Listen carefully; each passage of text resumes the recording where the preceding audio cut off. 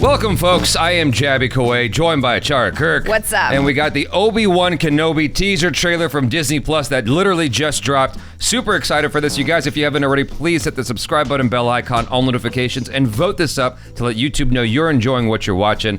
All right, let's jump into this long-awaited teaser trailer. Here we go. Oh, nice.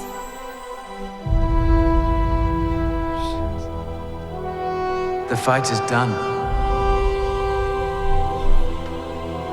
We lost.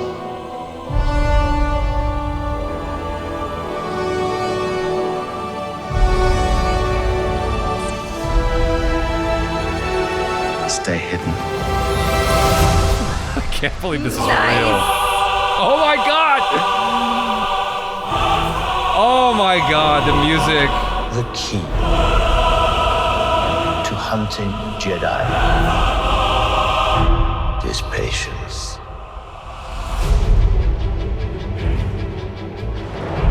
Jedi cannot help what they are. Their compassion leaves a trail. Oh my god. Oh, wow. The Jedi code is like an itch. He cannot help it. Where is he?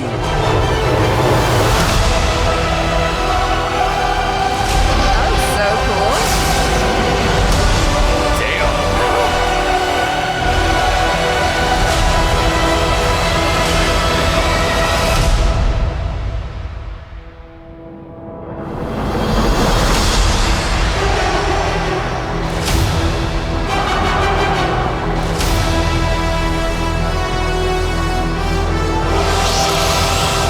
Oh, Nice. wow. That was cool. Okay, we gotta watch that again. I'm sorry, we gotta Okay, watch that again. okay. I was just so like happy that this is a real thing. Okay. I like this shot with the rack focus. The fight is done. We lost.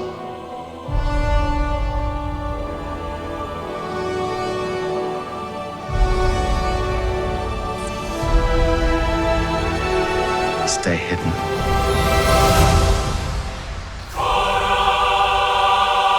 Oh god.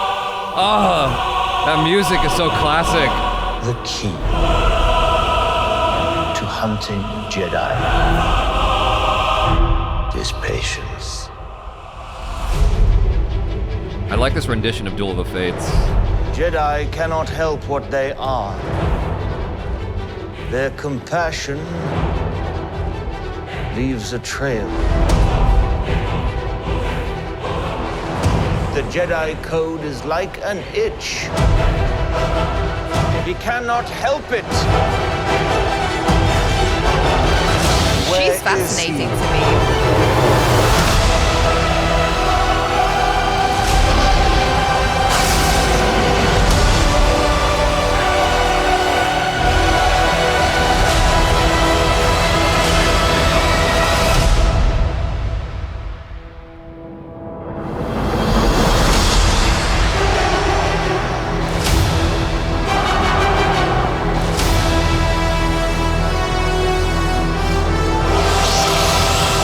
Oh, Jesus Christ, that's so exciting!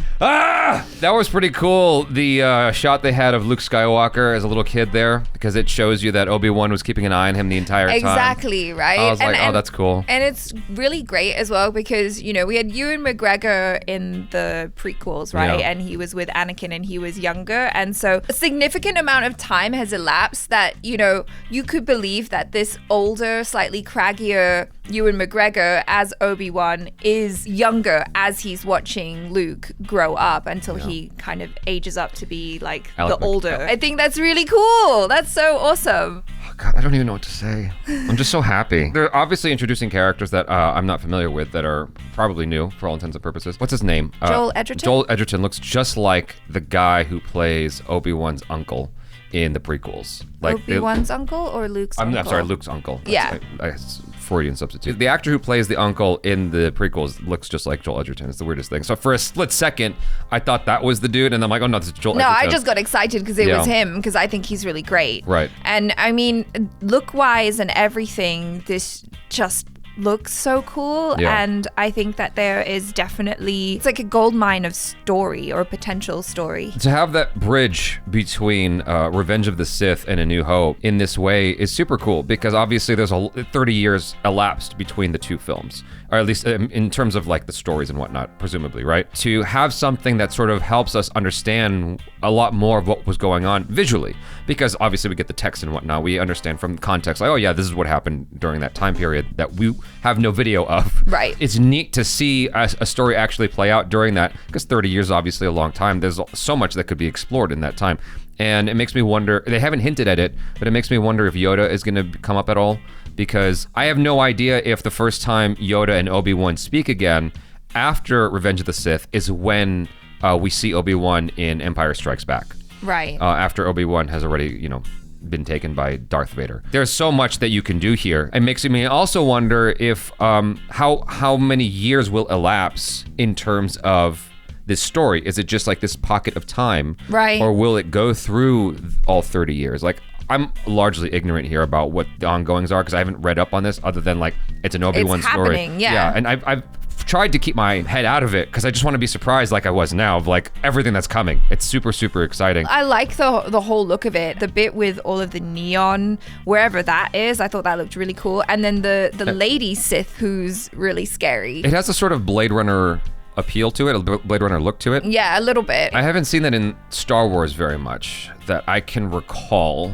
I'm trying really hard to rack my brain and think about any instance where we've seen something like that. And I feel like that is new to the Star Wars universe that I haven't seen yet, is sort of that Blade Runner-esque futuristic looking environment with the neon signs and whatnot. Yeah, definitely. Now that you say Blade Runner, I'm like, yes, that's what my mind was picking up on. I was kind of like, yeah, it's giving me that like Blade Runner vibe, which I really like. The Sith Lord lady, I mean, I have no idea who she is, but she looks cool. She definitely has that menacing look down pat. That formidable presence. Yeah. Like, it's like, I'm so curious. Who are you? What are you about? Right. The music, man, that like, as much as like I've, I guess, bashed the prequels, because I know there's a lot of prequel apologists now. They're like, oh, wasn't that bad. The music was always classic because John Williams is a master. Like, he's the top of the class, right? It being John Williams, like, ever since I first heard Duel of the Fates, I'm like, that is the coolest song ever. I've listened to that song over and over and over again. I've listened to, like, off of, not LimeWire, but Napster. I downloaded, like, remixes of Duel of the Fates that is more like a techno beat version. Right. I love that song so much. I think it's one of the coolest songs that John Williams has ever made. And so to have that here, it's like, and just like connect it, I'm like, oh my God. Does that mean anything beyond its nostalgic use? Because obviously that song was used when Qui-Gon Jinn and Obi-Wan were fighting Darth Maul. So its use here makes me wonder, like, why? Why is it being used here? Does it have any depth or meaning, or is it just nostalgia? Does it have any relevance or symbolism other than that song is connected to Obi Wan Kenobi? You know what I mean? Maybe. That's what I'm wondering. I mean, I'm not asking you. Yeah. I'm asking the audience, like, what do you guys think it means, if it means anything at all, or is it just flippin' cool? Because it is. Yeah. As soon as I heard it, I just got goosebumps. I'm like, oh shit. Oh, they got me. They got me good. If I had even an iota of reluctance, reservation, hesitation, no, they got me good with that. Yeah, and I mean, they've done such a great job with the Star Wars shows to date. And what I really love about them is just like, as standalone shows, they are fantastic, you know, for people who maybe are not that well versed in the Star Wars lore. Like, I feel like anyone could watch them for just what they are, because they're extremely well made shows. Obviously, you're going to get more from it if you know, if you are invested in Star Wars and everything Star Wars. But yeah, I'm sure that's very, very true. But I think you would at least want to be familiar with Revenge of the Sith and A New Hope, because that's the brackets around this particular story. Sure. So thanks so much for hanging out with us. Hopefully you enjoyed that. Do subscribe if you haven't already. Hit that bell icon, please, all notifications, and vote this up to let YouTube know you're enjoying what you're watching. I'm Jaby Koay. This is ACHARA KIRK. Peace out.